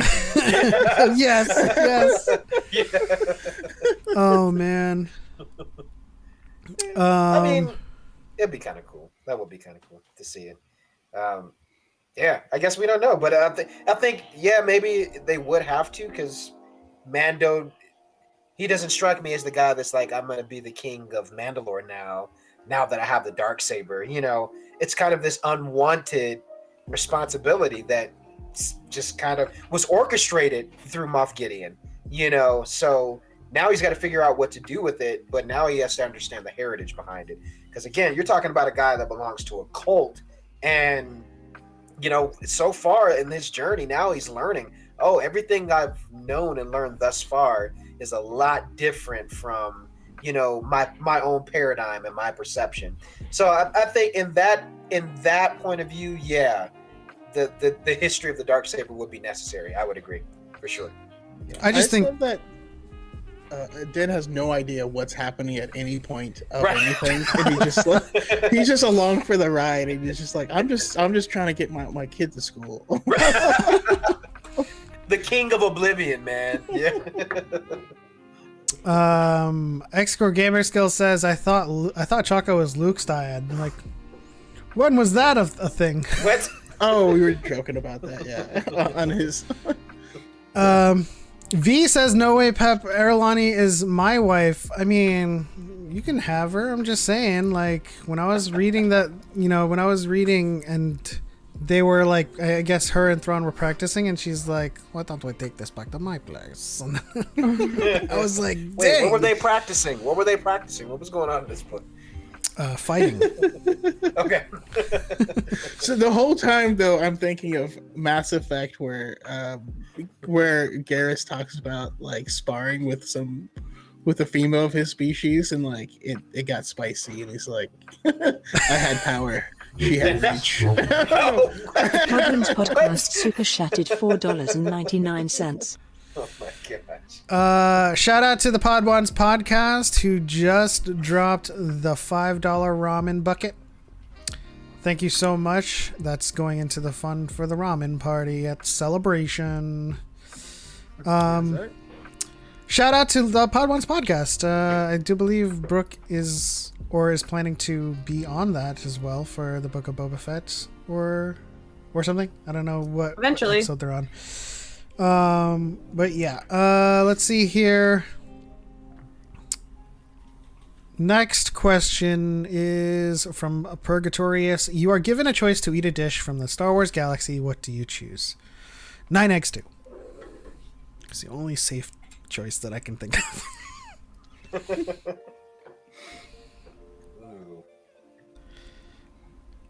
Is there anything that from in like Oga's Cantina or any like in Galaxy's Edge that comes from Star Wars that is like an analog? I don't know how much of it is like actual like dishes, but like they'll call like the different meats like bantha something, or like there's a Ronto wrap, so things like that. But I don't know how much is actually copied from the universe other than the milk. Yeah. So all of those foods are referenced in the Black Spire Outpost book. Okay. So they are canon. The meals are canon, man. That being said, I mean, another Dyad moment, 9x2. I already had that in the chamber as he's reading the question. But I also want to try Port in a Storm. I know that's a drink. Ooh, yes. Anybody else want to get slanted with us? You're more than welcome to. Let's go. They're like, Han had this. Yeah. To degrease engines. Like, it's that kind of party. All right, let's do it. I apologize if anybody in the chat is not of age. We do have sodas. I think soda is canon in Star Wars, right? I know they've had some sort of fizzy drinks, you know. Yeah. Also, shout out to Luke drinking hot chocolate in Legends all the time. Really? I need to read more Legends, man. he's just sipping on hot chocolate. It's like, Lando introduced me to this. I think it's called chocolate. Oh my gosh. I want to try the bread that Rey eats in, what is it, The Force Awakens, you know? Oh, yeah, it just the looks so bread cool. thing. You know, maybe that's not a dish, but it's still one of the foods. I think that would be kind of cool. The Force is with you, because I am highlighting right now Haley saying, anybody else amazed by the bread Rey eats? And then forward into the black. That was a practical effect as well, which is super cool. Oh, I wanna man. try that. Can they make like cornbread like that? I feel like Yes. If they figure out a way to make it actually edible, that would be really cool. Yes. Oh, that sounds good. It did look it did look very appetizing. Yeah. Just seeing that grow out of like powder and water. Yeah. But I also want like bantha ribs because I just think of the opening to the Flintstones. Like if you got a rack of ribs, like knocks over the Flintstones car, I just feel like one bantha rib would be enough. Yeah. So I guess do you guys have any other dishes, or do you like the Ronto wrap? It's very good. What is the Ronto wrap? What is the analog meat? It's like some sort of sausage in on a pita bread wrap sort of thing with like some sort of coleslaw. I don't know, whatever they put in it is really good. I'm a fan. I haven't tried it yet. I want to. Yeah. It sounds good. Let's see here. Next question comes from Ben Wright 252. What is your favorite Star Wars species? Miri Ellen.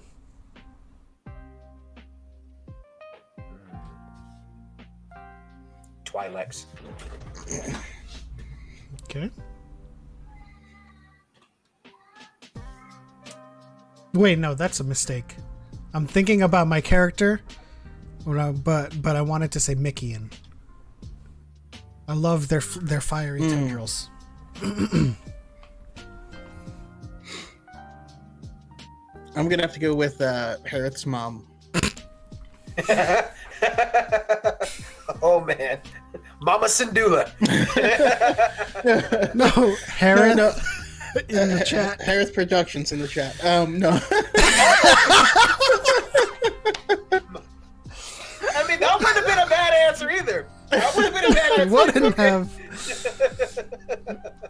But that changes Choco's intentions completely. Harris mom was a baddie though. No. As far as favorite species, I don't, and it feels weird because I don't know how to differentiate between species and race in Star Wars. Yeah. You know what I mean? Yeah. But if we're just talking about Keldors are really cool, Nautilins are super cool. But if I'm thinking, animal-like species, I've always wanted to have a pet Nexu. There you go. Oh, gotcha. What about Basilisk? Basilisks are cool, very cool, but no, I'm gonna stand by it. Brooke? You said species, and I thought about all the cute little critters. So I love loth cats. I love porgs, especially the history behind how porgs were created. I don't remember what the species is, but the little bouncy things from Fallen Order that one gets stowed away in the ship. Bogs, something like that.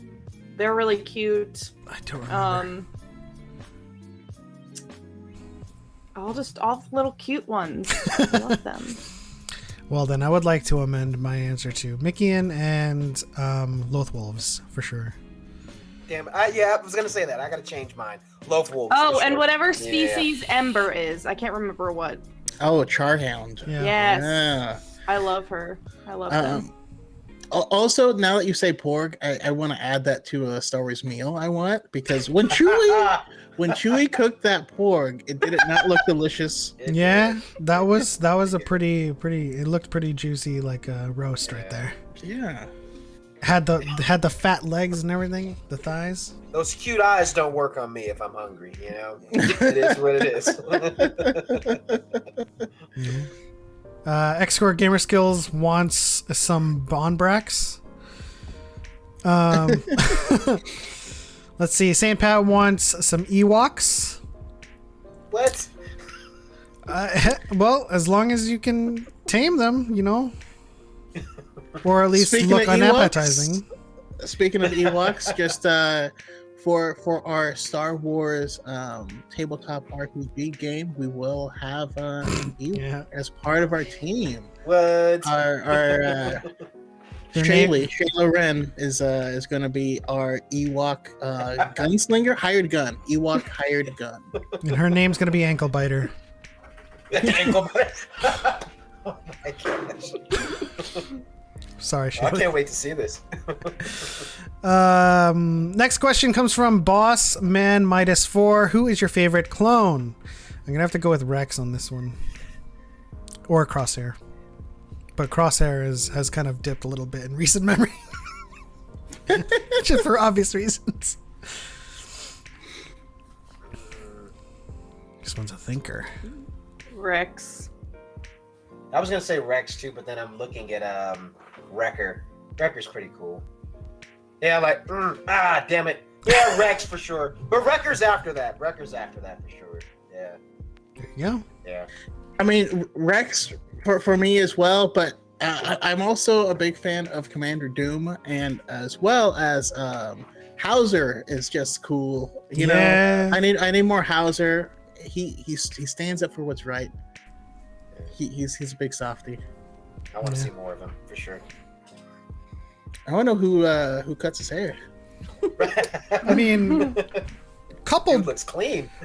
coupled with Crosshair on the downturn, I think on the upswing, I think Tick in the last episode kind of like, you know, propelled himself upward. So for sure, he's on his way. Tick. We have fives in the chat from Robert Kenobi. Xcore says Rex. Live from Vader's Castle says Wrecker. Xanato says Rex and Wrecker. Yeah, that seems to be the case for a lot of people. No Codys. I don't know if that's if there's a reason. Or Echo. Echo's pretty cool. Is there an Echo in here? I do. Echo's my favorite Bad Batch member. Yeah. I liked him from the beginning though as a clone as well. So You guys remember in Bad Batch? There was like one episode where he got like no love at all. I was like, that's so weird. I don't know if it was like an episode or two where like you just forgot, like, oh yeah, where is Echo? It was really weird. I just love the meme that was like the Bad Batch, like Hunter, the leader who can track anything, you know, big strong guy, super smart person, can snipe anything, and then screwdriver arm go burr.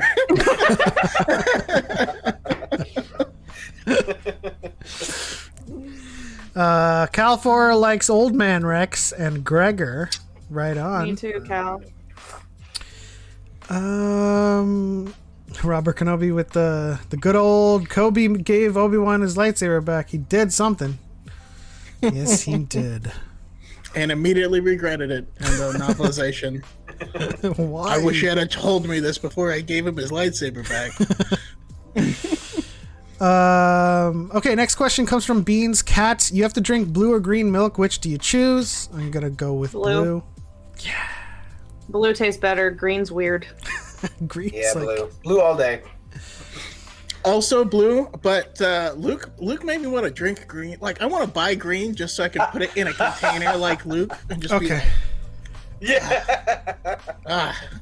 Yeah. I do think blue would taste better, but I also have to represent Yoda, and I got the green pixel, just because. So I guess I'll pick green for Yoda's sake.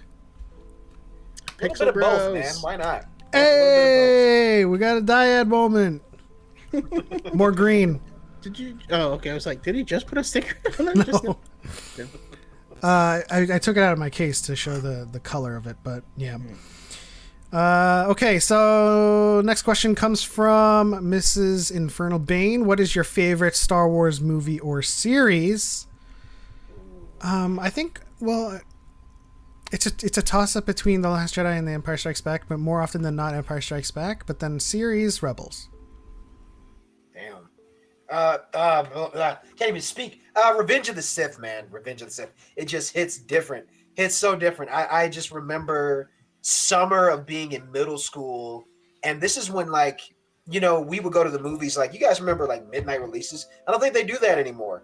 And it was like a midnight release, and I remember eating Taco Bell because Taco Bell, you know, they always used to promote Star Wars. It was just, oh god, yeah, man, Revenge of the Sith, and it brought you full circle. You know, it was one of those things that, just hits different. Favorite series, Rebels. So underrated. Very underrated. Absolutely. For lots of Rebel love. Brooke? Yep. Favorite movie? The Last Jedi, of course. I feel like my rankings for things have changed a lot since I last made them, however. But I feel like I need to keep The Last Jedi at the top, because I love it and it angers a lot of people, so win-win. And series, I would say it's a toss-up between Rebels and Mando, because I love the feeling I get when I watch Mandalorian, but Rebels has such great characters and stories. Yeah, Mandalorian overtakes the Rebels when you reach Jedi Knight. Well, yeah. So I don't need this right now, Rebels. I'm just gonna go watch Mandalorian. I would answer, but Pep has already answered for me. Dyad, exactly. Here we go. Okay. Let's see what people are saying in the chat. Xanato says Return of the Jedi. Live from Vader's Castle says Empire and Rebels. St. Pat says Return of the Jedi for the movie, Rebels for the series. Lots of Rebels love. Gotta love it. Return of the Jedi all the way, says X-Core Gamer Skills. Empire Strikes Back and Rebels for Harith, says I'm basic. No, you're not. You're a Star Wars fan. You're basically the best. That's it. Yes. Revenge of the Sith and The Mandalorian for Robert Kenobi. And then we have an Empire Strikes Back and Rebels, another basic Ace Bronx, another basic Star Wars fan. You're basically a Star Wars fan. Haley says The Rise of Skywalker and Rebels, right on. And then Cal says The Last Jedi and Rebels. Man, I just appreciate this love for Rebels. I remember a time when I was watching this series on XD, and I was like, am I the only one that's watching this? And, thanks to unfortunately the pandemic happened, but thanks to the pandemic, I know so much more people that love these series and love The Last Jedi. I've actually seen that quite a bit of pandemic happened, so I watched all of Rebels, and I like it better than Clone Wars. I see that. Yeah, it's one of those silver linings, Let's see. The last question of the episode comes from Imperial Simp. After Ben Solo dies, is there any remnant of the Dyad left? Is there any sort of special connection between them in any way? I'll leave this to the panel to chime in. I would say yeah. How does their connection exist past Ben's death? I feel like there was a reason why he didn't show up as a Force ghost in any capacity, because he gave his life force to her. Mm-hmm. And whether or not it's a conscious thing, I feel like she still has that connection to him, if that makes sense. Makes sense. Yeah. Go for it. That's kind of how I think of it too. Is she will still feel him. Obviously, there were two that are one of the Force. Now there's only 1 point, so I guess she's not going to be teleporting objects. But I don't know. Maybe now she has the power of both of them. Or I hope we get to kind of explore that. But I do believe that the power is still there, and not until she passes will he become one with the Force truly. But no Force baby, please. That's Wow. That's problematic. I hate that. This happened in Legends? No. But if you go on Tumblr, that's. Okay. There's Okay. the rumor that he has impregnated her when he saved her life. There's a whole conversation about consent there that don't want to get into. Oh my god. I'm just picturing him walking by people and just touching their bellies like, yo, you're pregnant now. Although, like, if she ended up pregnant with him, I will. I don't know. I will leave the fandom for it. This is the beauty of like new material and new stuff, right? We don't know these answers. There's no canonical explanation as to what happened, and which is why everyone needs to read the High Republic. Yeah, people ask us questions, and I'm like, I don't know. Yeah. We haven't gotten there yet. But what I do like to think about is written in Echoes of the Past. And just to speak in abstracts, if you read my story after Rise of Skywalker, they are still connected via the Dyad, but Ben is her entity in the cosmic force, and she is his entity in the living force. And there's a whole bunch of lore surrounding that and like mechanics I don't want to explain right now, but they're still. It's like Ben still exists, and he's her tether to the cosmic. Versus her having to like call upon the voices of the Jedi all the time. So it creates some interesting like power scaling that I kind of need to nip in the bud, but that's where my mind is. Did anybody else have any other questions from their socials that you wanted to pose to Dyad in the Force at all? I don't remember. I think we already answered it. I think there was one, and it was just if we see Mando in the Book of Boba Fett, but we kind of talked about that earlier. Okay. Yeah. Chaka, do we have any questions before we wrap up? No, none that I can call to mind rapidly. But no, this is always an amazing experience every week, and I love being able to hang out with you guys and relax and talk to the chat. It's pretty nice not being the host, but also co-hosting where, you know, if things start going wrong, I can pick up the slack and stuff. So I thank you guys for talking Star Wars with us. That's always appreciated. Absolutely. Thank you for having us, man. It's been fun. Thank you for being here, because while we do have you and host you, it is you who say yes and you who shows up. So before we wrap things up, of course, we do want to start with our final thoughts, closing thoughts, and then additional plugs before we wrap up, which I failed to do last week. I'm sorry to our previous guests. It slipped my mind.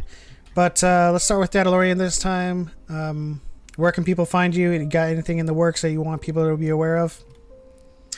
Yeah, you guys can find me on TikTok and YouTube, Dadalorian. I feel like I say this all the time. Same name, same logo. People are like, "What's your name on YouTube?" I'm like, it's Dadalorian. That's it. Same name, same logo on TikTok and YouTube. And as far as stuff that I'm working on, I got this. It's really cheesy, but it's kind of fun. So I got this this red it's not a sweater, but it's scarf. It's a red scarf that I'm using for my Mando stuff, and I'm gonna be planning some funny, silly Christmas videos all for the month of December. So the whole month of December, I'm gonna have this red scarf with my Mando stuff. So expect that. It's gonna get really silly. So other than that, man. Oh, and Monday this week, I'm doing some fun stuff. I would love to talk with you guys, all of you, man. It'd be really fun. Wednesdays, I'm trying to do a thing where it's Star Wars TikTok. So Wednesday, I'm going to have a lot of people from just, again, kind of one of those things of, what Star Wars Lawyer was talking about. The Star Wars TikTok is huge. You know what I mean? Mm-hmm. And I think I want to try to dedicate every Wednesday to celebrating that. So I think it is this Wednesday. I'm bringing I think it's 5 guests that are coming over. So that'll be happening on the stream. And then Mando Monday for Monday, which would be really fun. So yeah. Awesome. I'll blabber on, but that's it. And of course, before we get to Brooke, we do have a couple of last minute questions that I just want to really quickly answer. St. Pat just says, just wanted to let the Daddalorian know that he's on the art list.